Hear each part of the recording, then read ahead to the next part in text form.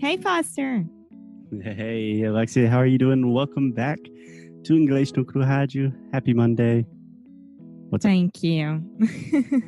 Thank you all for understanding my non-appearance during this week.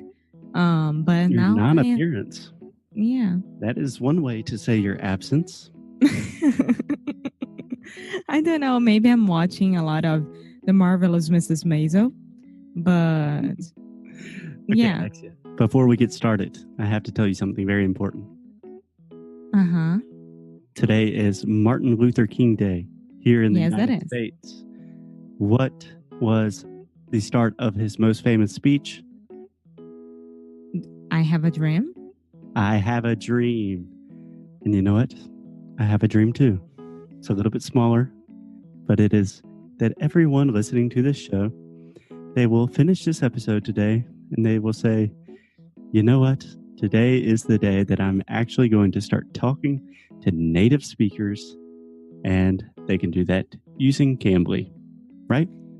Right. And it's super easy. And you just go to their website, you can go to the app and you can put the referral code English no Cru and you get a free class. Yep, it is that easy. I'm sure Cambly will love that we are comparing their product to one of the most important figures in American civil rights history. But anyway, I hope so.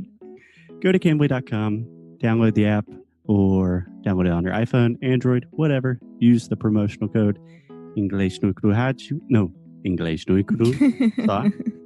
to get your first class for free and make our dreams come true.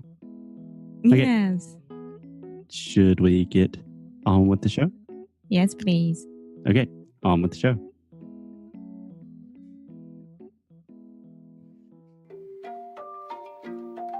Oi, fala aí pessoal, bom dia. Você está escutando o Inglês no Rádio. I am your host, Foster Hodge. This is your daily dose of English.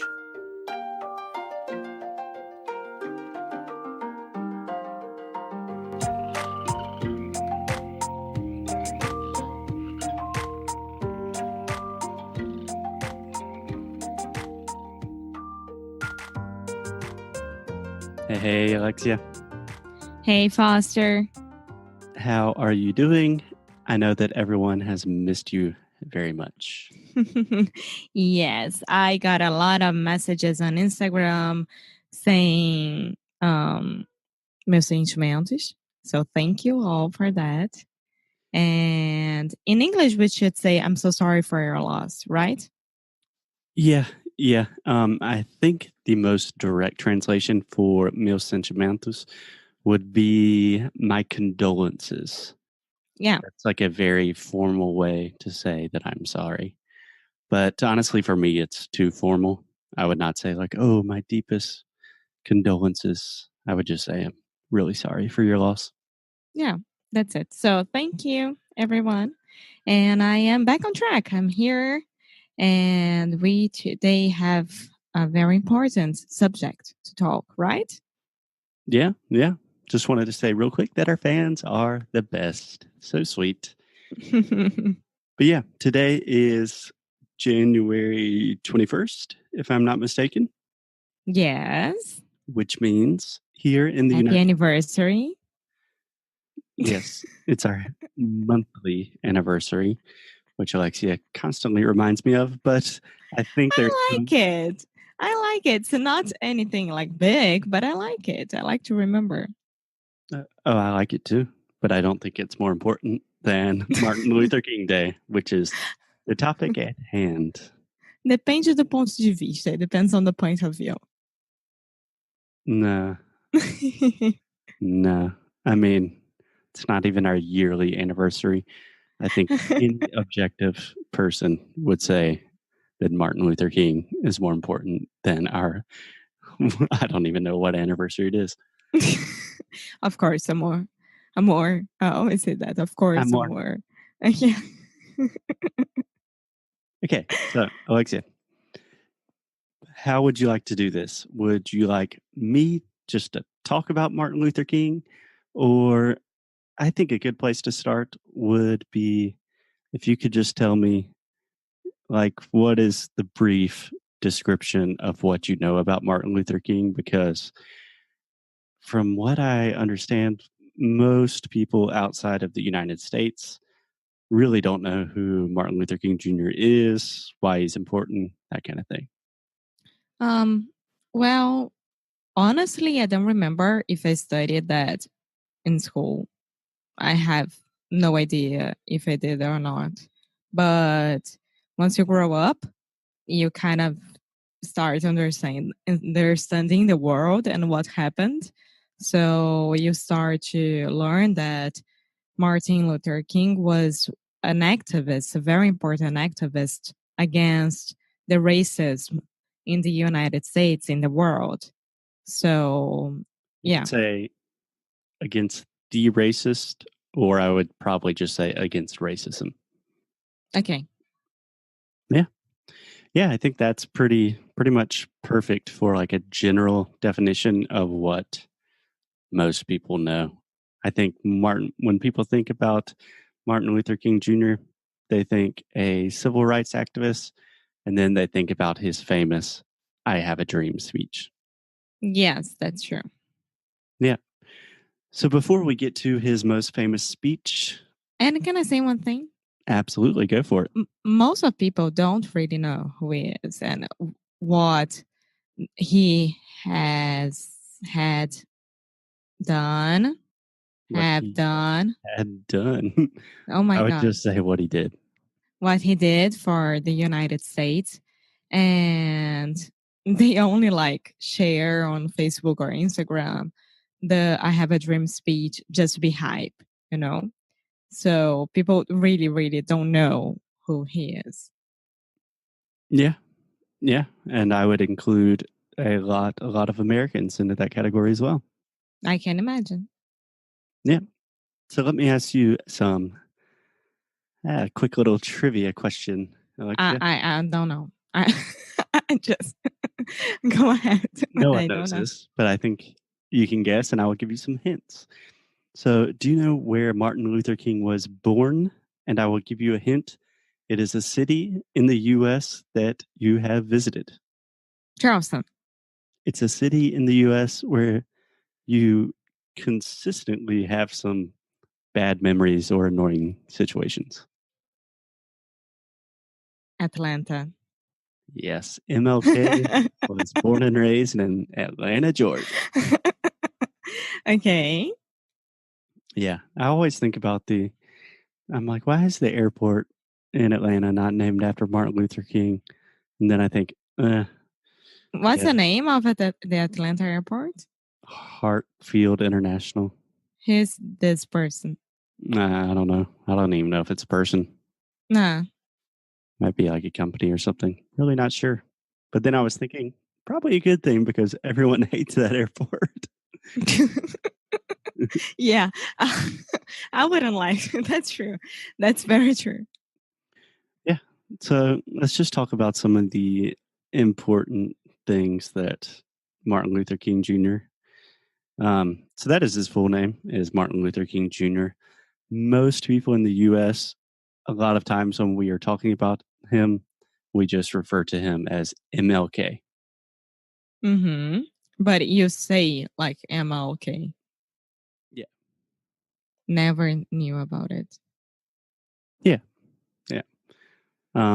So some of the reasons that he's really famous, primarily for his civil rights leadership and activism, but something that a lot of people, at least a lot of our listeners, probably don't know, is that he was first and foremost a minister. Do you remember the David Letterman that we watched? I think it was the Obama episode or the Drake. No, the Jay-Z episode. I don't remember. And there was one guest that was interviewed. John Uh, Lewis. yes. Yes. So John Lewis is a United States congressman who is still alive, and He was one of the leaders, along with Martin Luther King Jr., in the march in Selma, Alabama, against segregation and police brutality. And it's awesome because he's still alive. He's almost like 95 years old. Yeah, and still serving in the government. He's a It's badass. amazing. Yeah, yeah, for sure. But anyway, Okay, so Martin Luther King was a minister. yeah, which is, I think it's really, really important because, first of all, Was a minister from the government or minister from a church? Because it's minister. no. Yeah, we don't really say minister for, yeah, we don't use that as much for government. No, I'm talking about a church. I believe he was a Methodist minister. That might be mistaken. He might have actually been a Lutheran minister. But yeah, he would be a Catholic version of a priest, but for not, he's not a Catholic, right? But I think this is really important. On one hand, that is where he learned a lot of his oratory skills, how to be a great speaker. If you listen to the old speeches from MLK, he's just a brilliant speaker. He's like a captivating, you know, when you had a really motivating priest or something, they just have a way to really get your attention and make you believe in things. Yeah, And he had that capacity, which he is, was a leader. yeah. And also the fact that he was a minister really put him in a position of power to kind of bridge the gap between white America and black America because all of white America in this point, they were also Christians. And he would always start from a point of connection like, hey, I'm a Christian, I'm a minister. And he would talk about the teachings of Jesus to connect people rather than divide them. Yeah, yeah. Yes, unfortunately, the world is still divided like this. Yep. But we're going to stay positive today. So, another big thing that Martin Luther King was really, really an advocate of was nonviolent protest.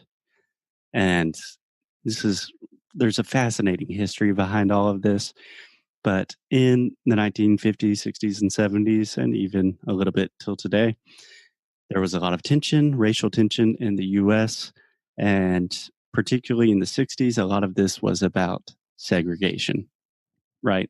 Like black people had to go to different bathrooms. They couldn't eat in certain restaurants. They had to go to different schools. And a lot of African Americans in the US wanted to like fight fire with fire. They were Mm. really getting physically and just emotionally abused and they wanted to fight back. And he was the leader that was like, nope, we're just going to march. We're going to walk. Going to be like Gandhi. Yeah. Um, I don't know. I think that everyone has the right to protest against whatever cause they want, right? And it doesn't have to involve violence at all. I see all the protests and the marches in France, in Paris, and it's always like a civil war. And it's horrible. People get killed because of that. Yeah. Well, I think it's a very courageous and difficult thing to do, nonviolent protest, because you're probably going to have violence against you. And it's really hard to. Or even in your group, someone is carrying, I don't know, something that it can explode, like the person is very angry and he can't handle himself. And how can you trust someone who's walking by your side? Yeah. It's very, very hard. Yeah, absolutely. So, speaking of nonviolent protest, the most famous thing that MLK is known for is in 1963, they had the March on Washington. Do you know anything about that? No. Okay, so 1963, I don't know how many people, I want to say millions, but that's probably not right. But let's say hundreds of thousands of people from all over the country all walked to Washington, D.C., and Martin Luther King gave a speech. And it was a very, very long speech. But the part that everyone remembers is I have a dream. Yeah. Can I read it?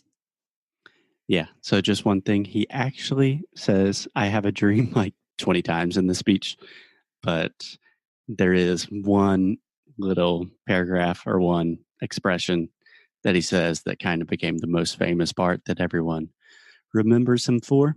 And yeah, we can maybe put the audio in after, but Alexia, let's hear you read it and I will see if your pronunciation and intonation is as good as Dr.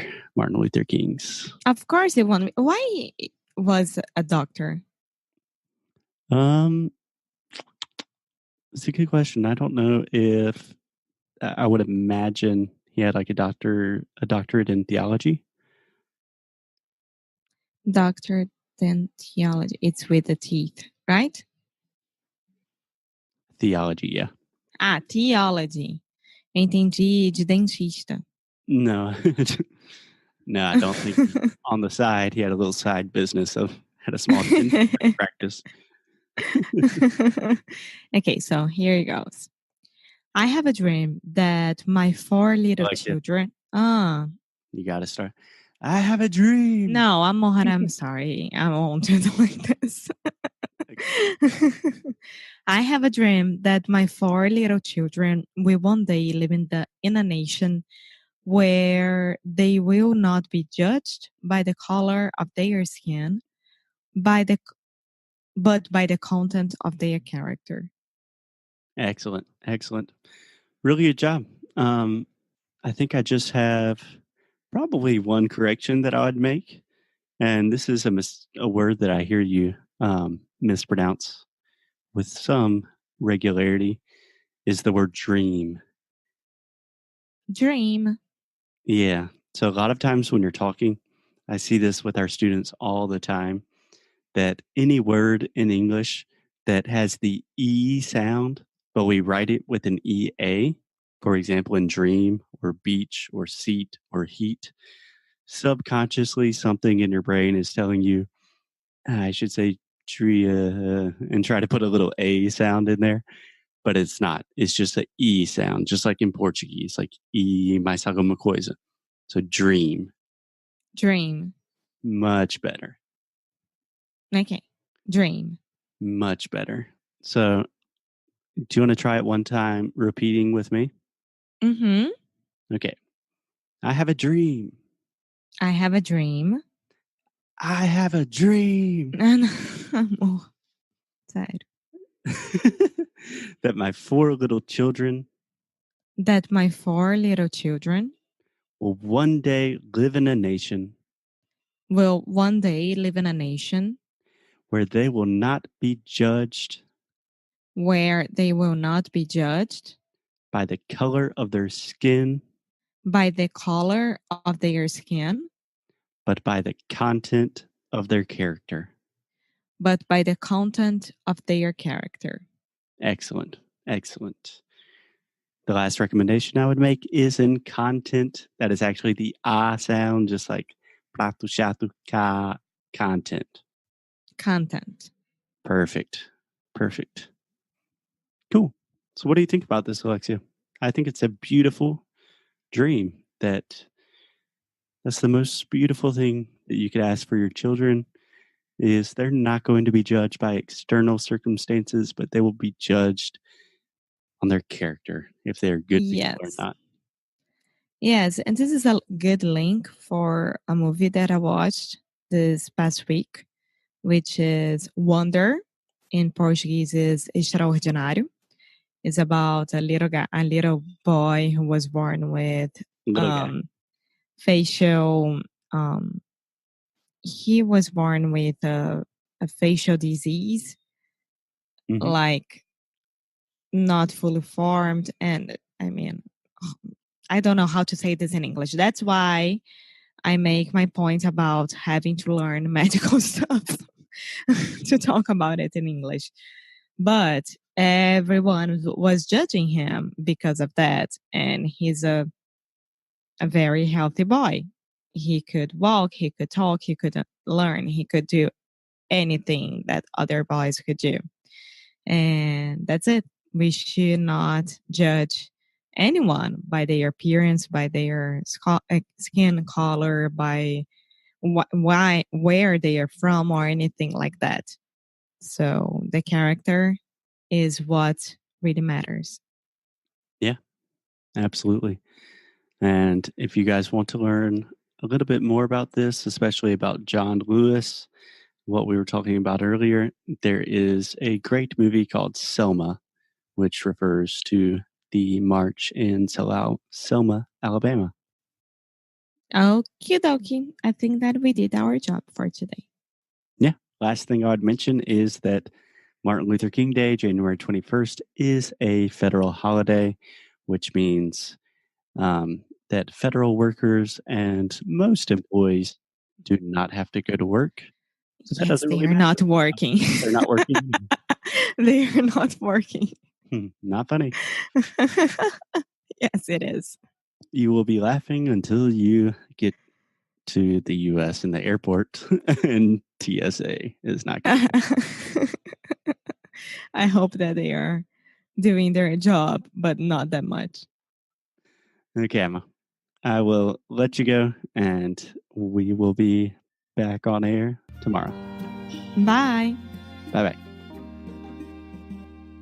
Hey guys, thanks so much for listening to another episode of Inglês no Rádio. If you like what we do, if you want to support the show, here's what you can do. Leave a rating and review on Apple Podcasts or Android, wherever you listen to the podcast. It really helps other people discover the show. And you can sign up for our VIP newsletter. So each time we release new courses, early discounts for Sound School, new worksheets, special discounts, the people on our newsletter are the first to know. So if you are interested in the things we are doing, go to inglesnucru.com and sign up.